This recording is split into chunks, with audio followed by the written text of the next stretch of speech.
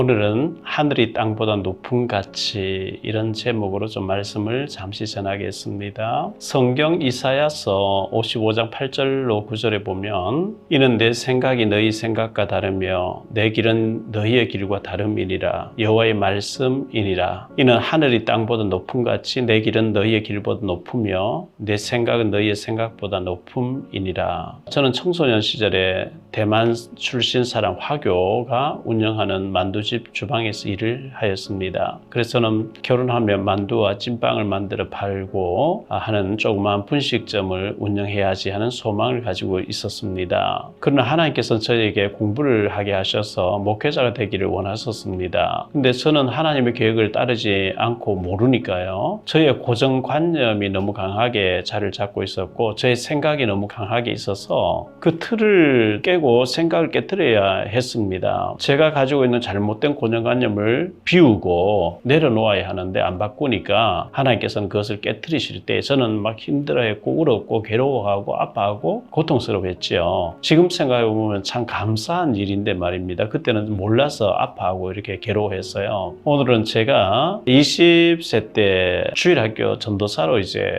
큰 교회 전도사로 있으면서 주일학교 아이들에게 주일날 설교를 늘 하는 가운데 예화 설교, 예화 중에서도 상상추리하는 예화 설교를 했던 것을 좀 하나 말씀드리려고 하는 거예요. 이스라엘 나라에 갈릴리 호수가 있습니다. 예수님이 주로 활동하신 무대가 갈릴리 지역이었고 그 갈릴리 호수에 고기를 잡아서 생활하던 어부들을 제자로 부르시고 또 훈련도 시키셨습니다. 그 갈릴리 호수 해변에 나무 세 그루가 살고 있었다는 거예요. 이 세 나무들은 각각 자신들의 소원들을 가지고 있었고 그 소원들을 이야기했다고 하는 얘기입니다. 첫 번째 나무는 나는 멋진 나무로 살아가지고 임금님이 사시는 왕궁에 중심 기둥이 탁 되어가지고 임금님과 귀인들이 많이 오고 가는 것을 구경하면서 멋지게 자기는 왕궁의 기둥이 되기를 소망했습니다. 그러나 소원과는 전혀 다르게 어느 농부가 톱을 가지고 와서 인정사정 없이 나무를 베더니 말구유의 기둥으로 세웠다는 거예요. 냄새나는 말구유의 기둥이 된 거죠. 이 나무는 자신의 꿈과 소원이 이루어지지 않고 말구유의 기둥이 되었으므로 슬퍼서 눈물을 흘렸다고 하는 그런 이야기입니다. 그런데 어느 날 로마의 글라우디오 총독이 모든 유대인들은 고향에 가서 호적하라고 명령을 내렸고 요셉과 마리아가 다윗의 후손이기 때문에 다윗의 고향인 베들레헴 마을로 호적하러 왔으나 먼저 온 사람들이 이미 다 방을 차지해버려 머물 곳이 없는 거예요. 미리 온 사람들 집집마다 빈 방을 다 차지해버렸어요. 마리아는 만삭이 된 상태에서 하늘 수 없이 말구유에서라도 좀 쉬게 해달라고 하였고 그곳에서 아기 예수님이 탄생하시게 되는 최고의 축복을 받게 되는 말구유의 기둥이 되는 나무로 쓰임받았다는 얘기입니다. 비록 이 나무가 자기 소원하고는 다르게 말구유의 기둥이 됐지만 그곳에서 아기 예수님이 탄생하는 나무로 되었다면 참 기둥이 됐다면 얼마나 멋진 기둥이겠습니까? 두 번째 나무는 소원이 갈릴리 호수를 바라보면서 자신은 멋진 나무로 잘 자라서 조그마한 고기잡이 배가 아니라 멋진 외항선의 나무가 되어가지고 배가 되어가지고 외국을 다니는 귀인들을 많이 실어 나르는 외항선박의 재료로 쓰임받기를 소원했습니다. 그런데 어느 날 어부들이 톱을 가지고 오더니 인정사정 없이 나무를 막 베고 자르더니 조그마한 고기잡이 배를 만드는 거예요. 그래서 너무나 슬퍼서 눈물을 흘리고 안타까워했지만 세월이 조금 지난 뒤에 예수님이 오셔서 그 배를 타고 이곳저곳을 다니시면서 복음을 전하시는데 그 조그만 배가 쓰임받는 나무가 됐다는 거예요. 얼마나 멋있는 나무입니까? 예수님이 타시고 다니시는 배가 되었으니 최고로 멋지게 쓰임받은 가치 있는 나무가 됐겠죠. 비록 자신이 원했던 멋진 외항선은 아니 되었지만 하나님의 아들이신 예수님이 타시고 다니시면서 복음을 전하시는데 쓰여진 나무와 배는 최고로 쓰임받은 거예요. 세 번째 나무는 자신은 톱으로 잘려나가지 아니하고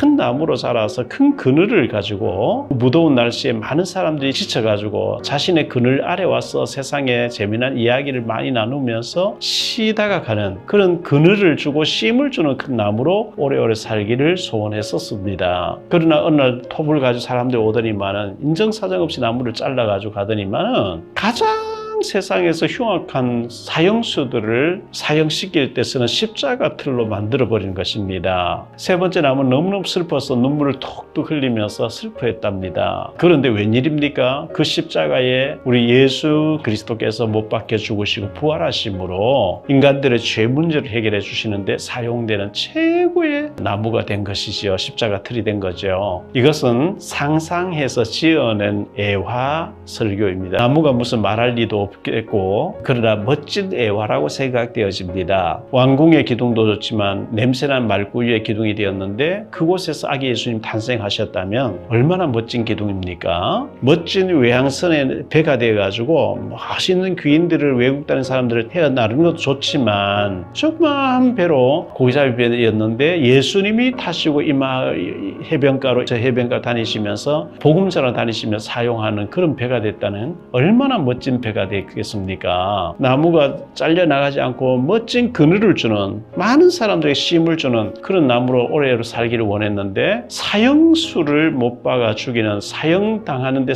도구로 쓰임받는 십자가 틀이 되었지만 그곳에 예수님이 십자가에 못 박혀 죽으시고 부활하심으로 인류의 죄를, 인간의 죄를 사하는 그런 십자가의 틀이 됐다는 것은 최고로 멋지게 쓰임받은 것입니다. 이것은 하나의 가정이고 애화였지만 이렇게 저렇게 계획을 세우지만 하나님의 계획대로 되어집니다. 내 생각이 너무 강하면 안 됩니다. 내 계획이 너무 강하면 안 됩니다. 왜냐하면 내 생각보다 하나님의 생각이 더 옳고 더 좋으신 생각이며 내 계획보다 하나님의 계획이 더 크고 좋으시기 때문에 그렇습니다. 하늘이 땅보다 더 높은 같이 내 계획이 너희 계획보다 더 높으니라 라고 주님께서 말씀하셨습니다. 요셉은 가나안 땅의 농촌 마을에서 아버지 야곱의 그늘소 아래에서 양을 몇 마리 치면서 살기를 원했지만 하나님 그를 당시 세계 최강대국인 애굽의 노예로 팔려가게 하셨고 그곳에서 정치범 수용소에서 착고를 차고 13년의 세월이 지나고 난 뒤에는 애굽을 다스리는 총리수상이 되게 해서 세계를 복음하는 어마어마하게 쓰임받은 요셉의 원래 계획 생각하고 다르게 하나님 인도해 주셨잖아요. 다윗은 베들레헴 마을에서 양을 치는 목자로 있었지만 하나님께서는 이스라엘 나라의 왕궁으로 인도해 주셨던 것이거든요. 내 생각보다 하나님의 생각을 구하십시오. 내 계획보다 하나님께서 나를 향하신 지극히 크시고 선하신 계획을 알게 해달라고 구하십시오. 우리에게 향하신 하나님의 인자하심이 복음성 있잖아요. 우리에게 향하신